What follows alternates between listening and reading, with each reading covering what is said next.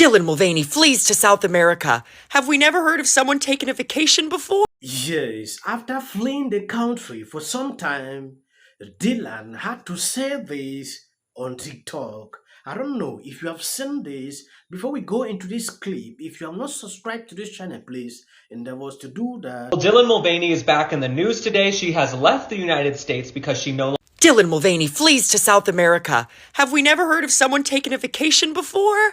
I think some of us need a vacation from crazy hook lines on this app because they're getting wild. But it does feel really good to have a laugh about all of this because if you can't laugh, then what's the point of any of it? And I think I get to be the one to determine what my safety means and how I feel. But right now, I feel very cute and I'm going swimming at my friend's house. And I hope you all have an amazing day, including this creator. And I love ya. Okay. Happy weekend.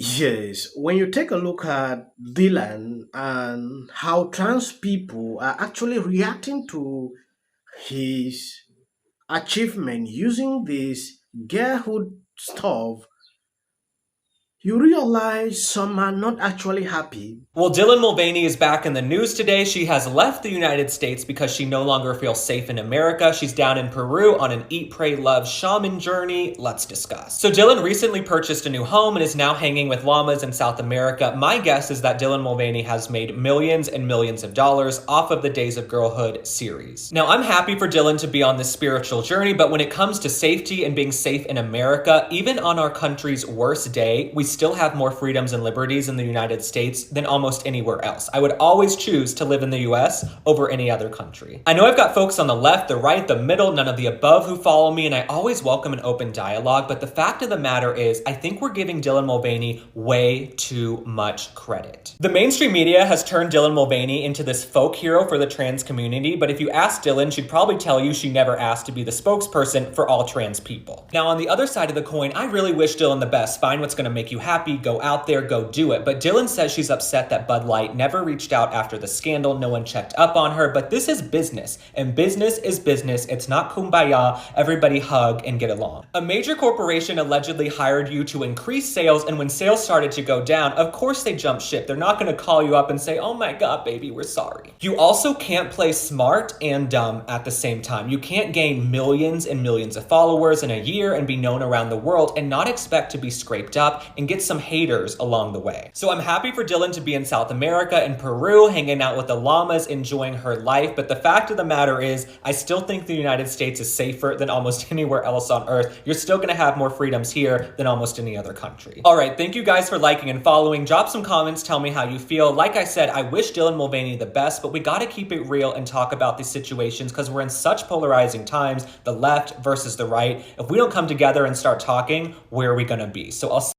Yes, when you take a look at Dylan and how trans people are actually reacting to his achievement using this girlhood stuff, you realize some are not actually happy. This is a trans person at the beginning of that video that you saw actually criticizing Dylan. In a lot of videos, I went through his TikTok account to actually see the kind of videos, they put out. I realized he's a big critic of Dylan. They are in love, He even mentioned like no one put Dylan to be the spokesperson for trans people, but the way the mainstream media has turned everything round. Dylan is now like a spokesperson to trans people.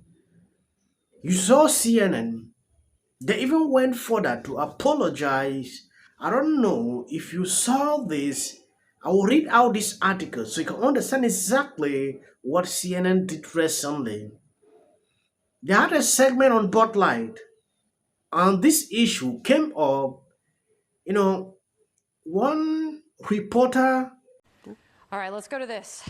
More fallout from the Bud Light boycott. Sales dropped by more than 28% over the last 4 weeks.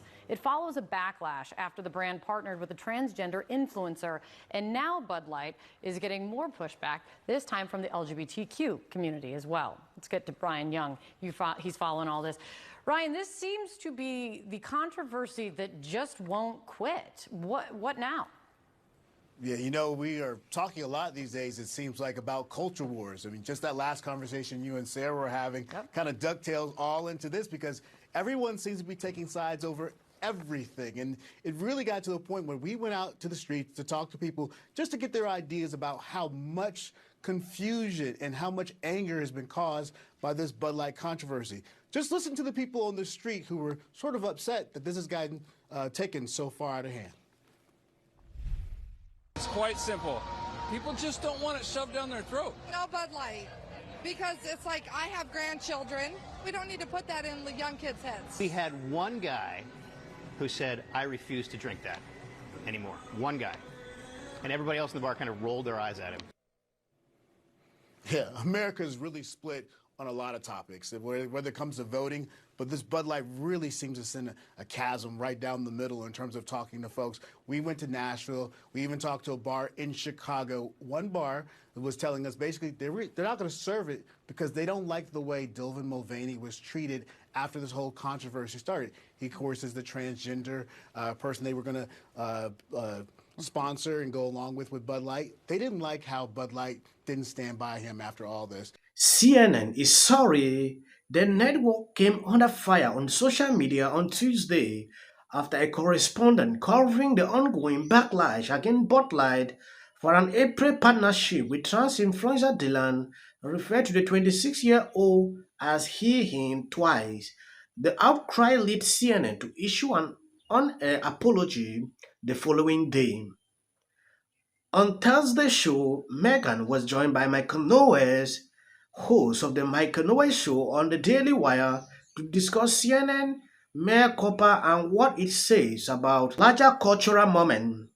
During a Tuesday segment on CNN News Central, correspondent Ryan Young was reporting on the state of Bud Light in the aftermath of its controversial collaborations with Dylan in April, while discussing what he had learned from interview he did with bars and patrons in Nashville.